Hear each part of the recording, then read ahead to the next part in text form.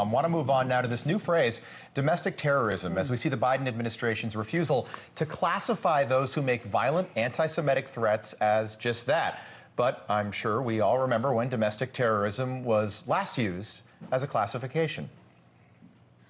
On September 29, 2021, the president of the National School Boards Association sent a letter to President Biden requesting federal intervention in school board issues, invoking, among other statutes, the U.S. Patriot Act to prove that federal engagement was warranted.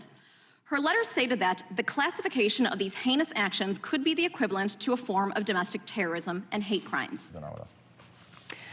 Well, that was our next guest pointing out that this letter triggered the White House to order the FBI to investigate almost immediately, calling concerned parents showing up at a school board meeting domestic terrorists. Here to discuss the double standard is President of Parents Defending Education, Nicole Neily, and independent journalist and student at Point Park University, Logan Dubill. Thanks for joining us, guys. Nicole, parents were protesting peacefully at school board meetings and speaking out, and they were called domestic terrorists. But, for example, when a Cornell student calls for violence against Jewish students, threatening to shoot up the kosher dining hall, that's not a domestic terrorist?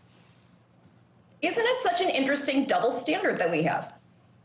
Yeah, it's wild. I mean, this guy is threatening violence. He's saying he wants to kill people. I don't think the parents were threatening to kill people. Yeah, the double standards. Parents who want the best for their children, who had no idea what was going on at public schools and were only privy to what's going on at public schools because COVID-19 forced everything to shut down, which forced parents to start paying attention to what was going on in the classroom. They're the domestic terrorists. It makes no sense.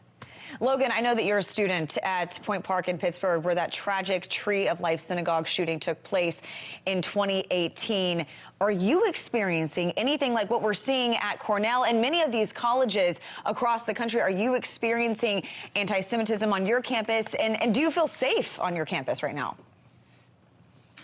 Luckily, I haven't experienced anything as severe as what's going on at Cornell, but we still do have a lot of Jewish friends of mine who are a little bit worried. The University of Pittsburgh is a neighboring campus of mine, and they've already done 5 demonstrations of the month of October in support of not only Palestine, but of Hamas. These students are marching down the streets, saying anti-Semitic things, and that is still very concerning for sure. Yeah. Nicole, do you think the White House has done enough to make it crystal clear to the American people that Hamas is a terrorist group and that anti-Semitic protests are just wrong? Well, certainly Karine Jean-Pierre saying that Islamophobia was a bigger problem than anti-Semitism was surprising. I actually do give Joe Biden credit for holding the line on this, because we know that there are a lot of people just in the administration, kind of lower level staffers. Vice President Kamala Harris's staff has sent a letter to her saying that they want her to do more, that they feel this is a problem and that the administration has not been pro-Palestinian, pro-Hamas enough, which is astonishing. And so really the fact that Joe Biden is standing between us and the void is something that frightens me, quite honestly. Yeah, and Kamala Harris, by the way, her husband is Jewish. I don't get why she is not more sensitive to something like this. Yeah, you would expect that. So, Logan, according to the Anti-Defamation League, anti-Semitic incidents, get this, they've surged over 388% compared to this time last year. Does this reach a boiling point? Where does this end?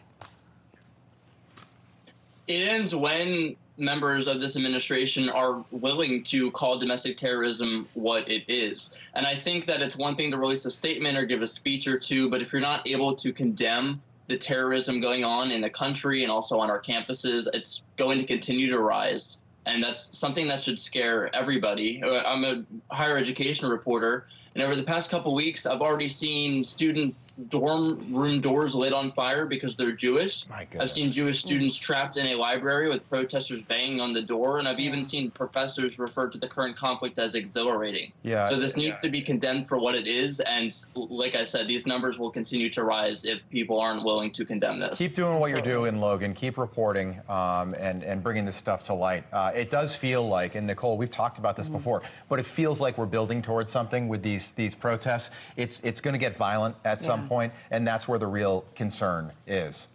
Thank you both for being with us. Nicole Neily, Logan Dubill, thank you.